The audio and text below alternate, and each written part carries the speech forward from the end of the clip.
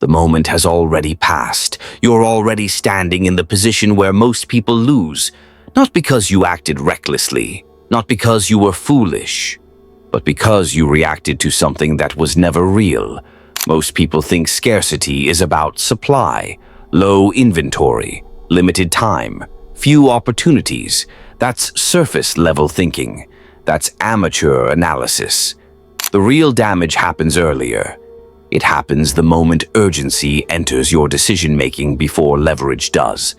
When speed replaces position, when panic masquerades as efficiency, when the fear of missing out quietly overpowers the fear of being cornered.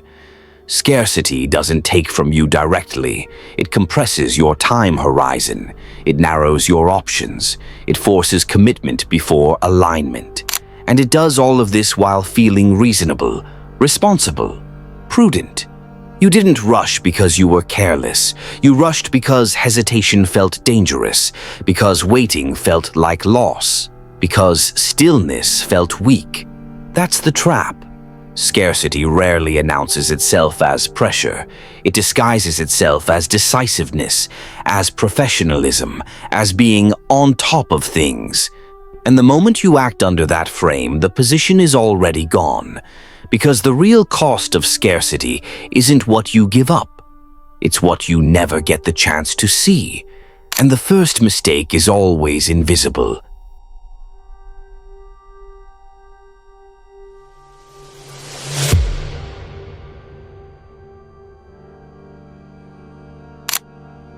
This is the scarcity error, not as a concept, as a leverage distortion, a mechanism that turns urgency into obedience, a timing trap that convinces you to commit early and call it strength, a system that rewards compliance while punishing patience.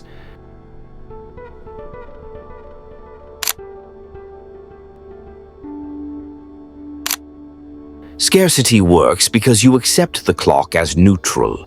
You assume deadlines exist independently of the person imposing them. You assume urgency is natural. You assume the pressure is objective. It isn't. Deadlines are introduced. Timelines are framed. Urgency is injected. Someone benefits when your time collapses. Someone gains leverage when you stop thinking. The moment you accept their clock, you abandon your own. You stop testing assumptions. You stop scanning for asymmetry. You stop noticing who actually needs the deal. What you call decisiveness is often just submission to a borrowed timeline, and the bill comes later, when the pressure evaporates. But the commitment remains. Internal discipline begins here. Those who control their impulse to respond control the tempo. Those who control tempo control outcomes, and those outcomes shape power over others, not just circumstances.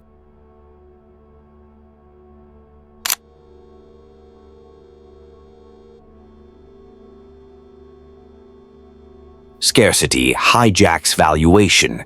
You assume what's rare must be important, exclusive must be superior, distant must be meaningful. That's naive thinking.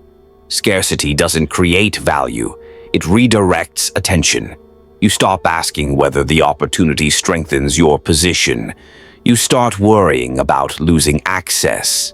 The shift is subtle and fatal.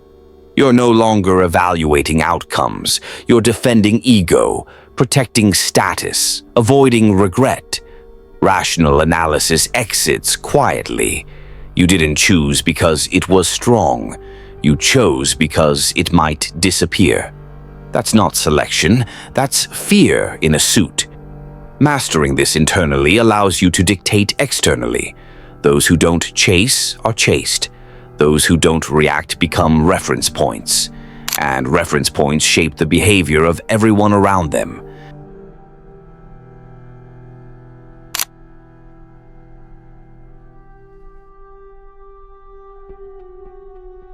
Scarcity makes people talk.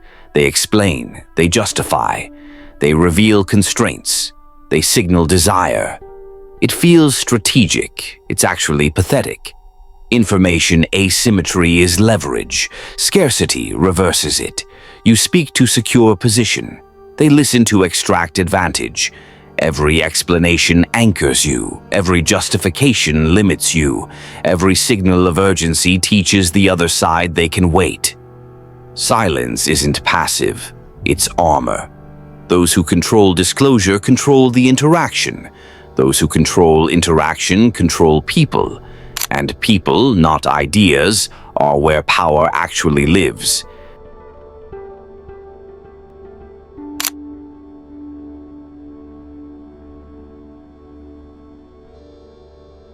Scarcity pressures you to lock in early, not because it's optimal, because uncertainty feels humiliating. You say yes too soon, you agree before terms stabilize, you commit before incentives are clear. This isn't courage, it's emotional relief seeking. You trade future leverage for immediate comfort. Early commitment freezes you. Others stay fluid, they adjust. You absorb the downside.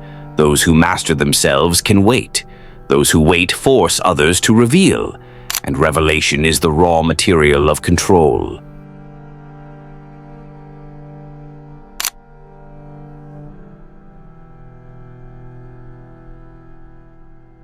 Under pressure, weak operators chase clarity. What do you need from me? What's the next step? Can you clarify expectations? Clarity feels productive. It's often submissive. You're resolving ambiguity that protects you. You're asking for structure before earning advantage. Structure restricts movement. Movement is leverage. Those who dominate tolerate uncertainty longer. They don't rush to close loops. They let others expose priorities first. When clarity is demanded under time pressure, position is already shifting away from you.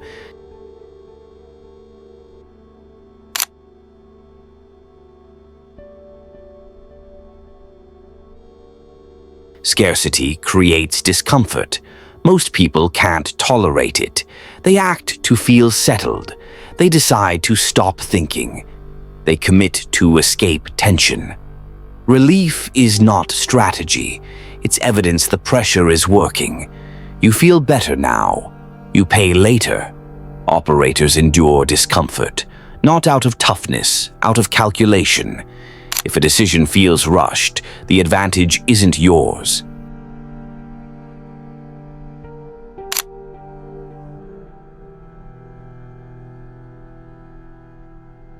You assume the opportunity is rare for both sides.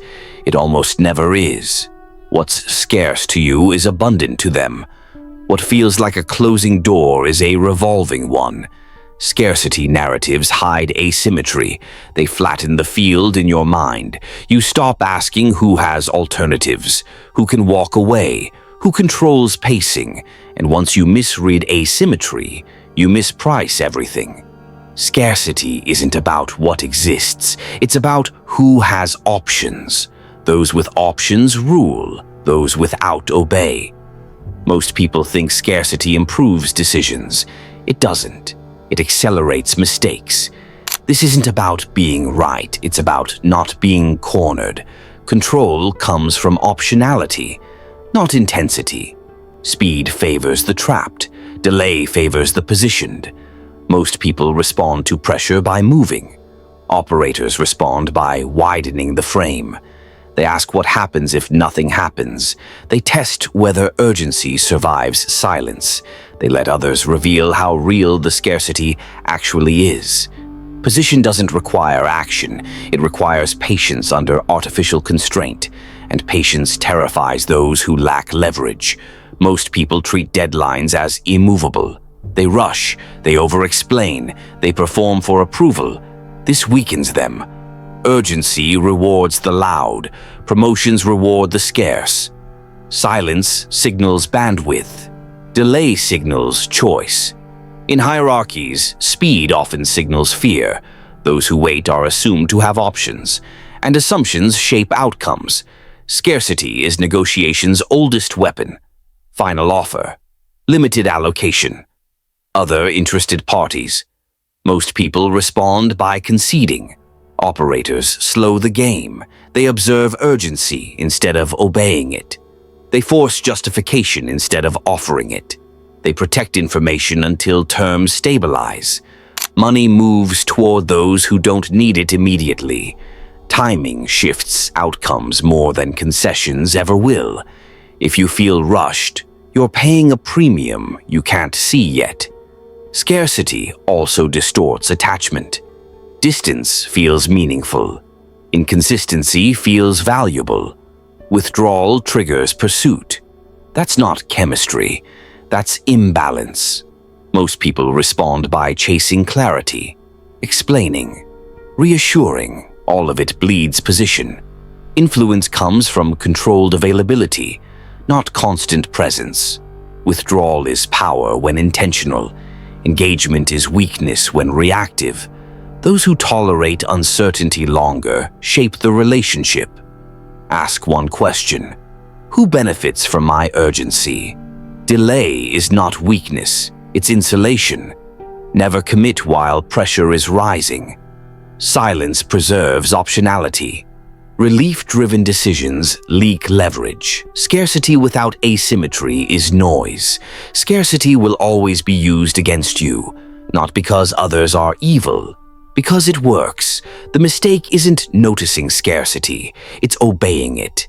Position belongs to those who resist compression, who let doors close without panic, who understand that missed opportunities filter weakness. You don't need more chances, you need more time, on your terms.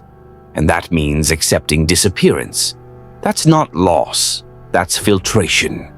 If you're still here, you already understand the difference.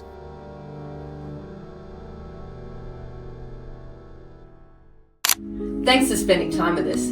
If this sparked a new way of thinking, hit like and subscribe to keep the ideas flowing. And don't forget, check the description for the links to the original books and resources we used today. We'll see you in the next one.